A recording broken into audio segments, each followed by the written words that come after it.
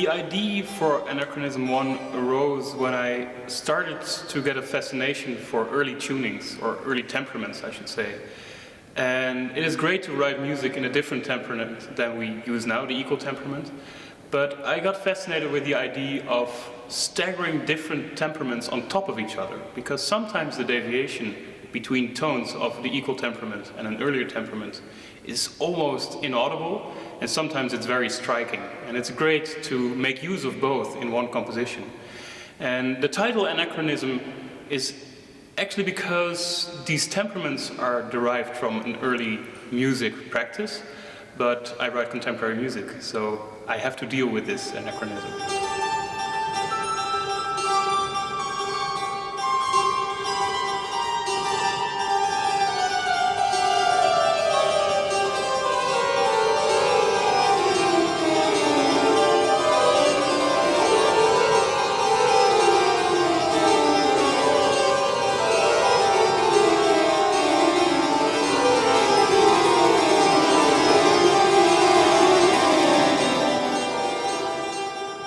The beauty of competitions like the Prix Annelie de Man is that you are allowed, or maybe even supported, to think outside of the regular composition assignments. Nobody's asking you to write a specific piece, but since I knew the enthusiasm of the Prix for this specific instrument, but also the amount of players and the amount of instruments around during the festival, sparked my imagination not to pre-record any instruments, but to have all of them on stage. And I knew that I was writing a piece that logistically would be very difficult to get together, because we've got different instruments in different tunings for a relatively small amount of minutes. But since we were all there, and this was really an opportunity to finally write this piece I had in mind. And therefore I didn't limit myself in the amount of instruments or the amount of tunings I wanted to use.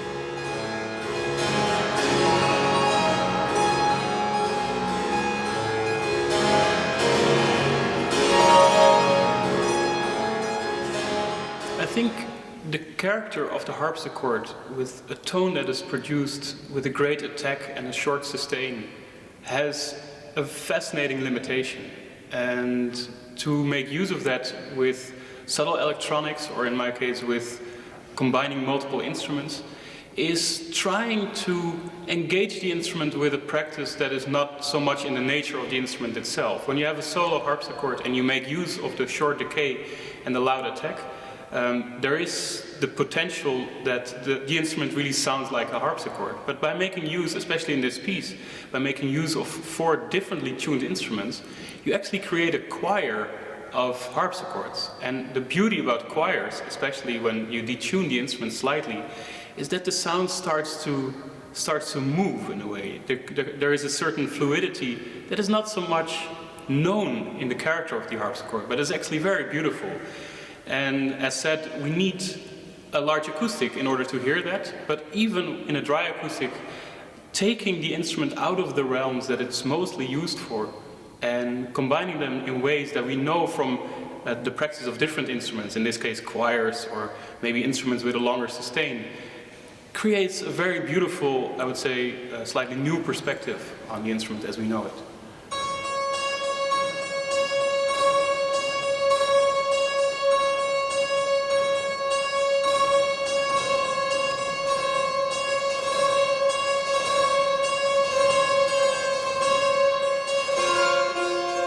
The quality and character of a harpsichord is something that can be acknowledged also by different instrument groups. And I know I work a lot with preparations on instruments, and very often when I say I'm searching actually for a sound quality that is closer to the harpsichord, many people, even though they're playing different instruments, directly know what that means, and also directly know how to approach their own instruments in such a way that it gets this quality. And that is actually telling to me, because it's not so much me as a composer writing that in a score. That is a dialogue I have with musicians in general. And therefore I think the quality of a harpsichord is a widely acknowledged one, and it's great to make use of that. So even though I might not be using harpsichord in every piece I write, it indeed got a very specific place in the vocabulary of sound in general, not so much tied to the instrument. And that is, I think, a great, let's say, surplus in the knowledge of writing notes in general, which is at first not bound to any instrument.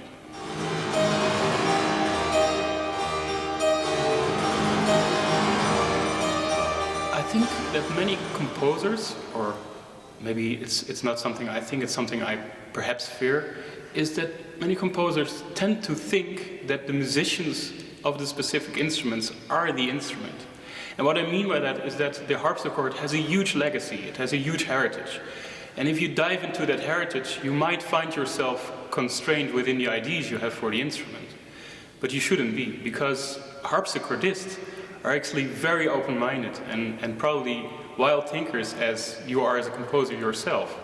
So if you have a wild idea for the specific instrument, or maybe something that you might think is not in the natural vocabulary of the instrument, do write it down and see what the harpsichordist finds in solutions or in approaches of the instrument.